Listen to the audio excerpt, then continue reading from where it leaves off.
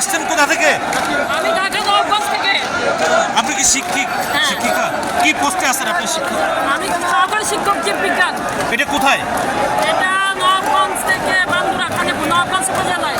আচ্ছা, সকাল থেকে দেখলাম যে আমরা কয়েকটা দাবির কথা শুনলাম আপনাদের কাছ থেকে বিভিন্ন শিক্ষক মন্ডলীর কাছে, কিন্তু এখন শুনতেছি একটাই দাবি।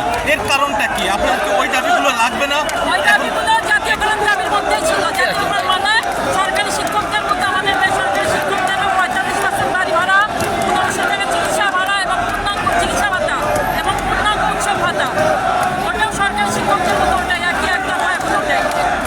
আপনারা কিভাবে আসছেন এখানে এই সমাবেশে? কিসে করে আসছেন? আপনি কিসে করে আসছেন? আমাদের বাসে করে সে বাসকে স্কুল কর্তৃপক্ষ দিয়েছে না আপনাদের? নিজস্ব টাকায় এই বাস ভাড়া কে দিছে? আপনাদের পকেট থেকে নিজের টাকা দিয়ে আসছেন? থ্যাংক ইউ, ধন্যবাদ। এক দফা এক দাবি। এক শিক্ষা এক কারিকুলাম। এক শিক্ষা এক কারিকুলাম। এক দফা এক দাবি। এক শিক্ষা এক কারিকুলাম। এক শিক্ষা এক কারিকুলাম।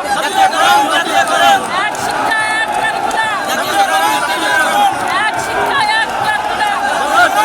যাদের বৈষম্য। শিক্ষা নিয়ে বৈষম্য আপনারা শুনছিলেন শিক্ষক মন্ডলীর কাছে, তিনি দূর দূর থেকে আসছেন এবং অনেক শিক্ষক মন্ডল নিয়ে এখানে আসছেন। জাতীয় প্রেস ক্লাবে ঠিক সামনের রাস্তায় আমরা এখন দেখছি যে তারা মিছিল করতেছেন। আপনারা দেখছেন যে তারা এখন একটাই দাবি, যে জাতীয়করণ করতে হবে, এটাই তাদের এখন একটাই দাবি। শুরু দিচ্ছে দেওয়া হচ্ছে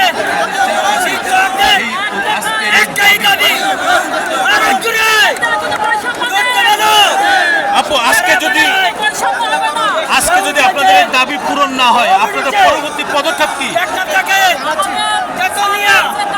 সবাই বলো একসাথে তারা যে পদক্ষেপ নেবে সেটাই আমরা করবো পরবর্তীতে।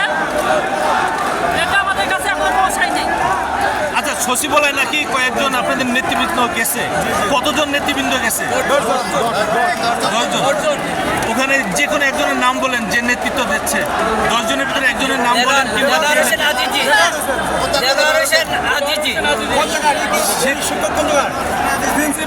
উনি শিক্ষক কোন জায়গায়, কোন স্কুল কিংবা কোন কলেজের কোথাকার শিক্ষক?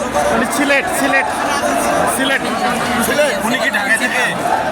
জানেন কি কিছু জানেন? আমি শুনছি সারা বাংলাদেশের টিচাররা আমরা সমবেত হয়েছি। এখানে সারা বাংলাদেশের টিচাররা আমরা আজকে এসেছি, ঢাকার নয়। আচ্ছা, আপনি ম্যাডাম কোথায় আছেন? আমি নবাবগঞ্জ খানেপুর বিশ্ববিদ্যালয়, নবাবগঞ্জ দেখছেন, উপজেলা আপনারা জানছেন যে আমরা একজন শিক্ষক মণ্ডলীর কাছে আমরা জানতে পারছি যে সচিবালয়ের ভিতরে 10 জন প্রতিনিধি গেছে এবং এখনও তারা বেরিয়ে আসে নাই। সেখান থেকে একটা সঠিক তথ্য জানা যাবে এবং তার নেতৃত্বে কে আছেন আপনারা নামও জানলেন যে এখন সচিবালয়ে কোন 10 জন গেছে। এখন তারা ভালো করে নামটা বলতে পারছে না, অনেকেই জানে হয়তো অনেকে জানে না। কিন্তু সারা বাংলাদেশ থেকে বিভিন্ন ওয়েতে বিভিন্ন মাধ্যমে তারা এই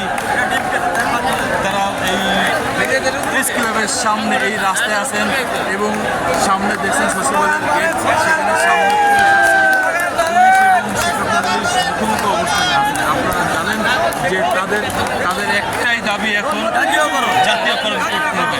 আপনারা জানেন সকাল থেকে তাদের অনেকগুলো দাবি ছিল, সময়ের ব্যবধানে সেই দাবিগুলো এখন একটা দাবিতে পরিণত হয়েছে। সেটা